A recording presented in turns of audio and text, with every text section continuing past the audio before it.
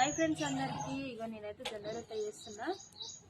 కట్టెల పొయ్యి మీద అయితే చేస్తున్నా. మా సైడ్ చిన్న చిన్న చింకులు అయితే పడుతున్నాయి.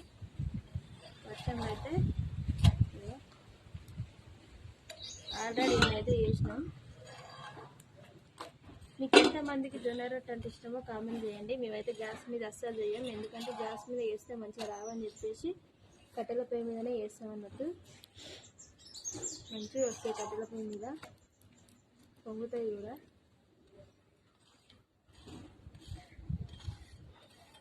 జొన్న రొట్టె ఆరోగ్యానికి అయితే చాలా మంచిది, మీరు కూడా తినండి. మీరేం వంటలు చేసుకోరు మరి ఈరోజు? మీరు డైలీ వేసుకుంటారా మరి చపాతి?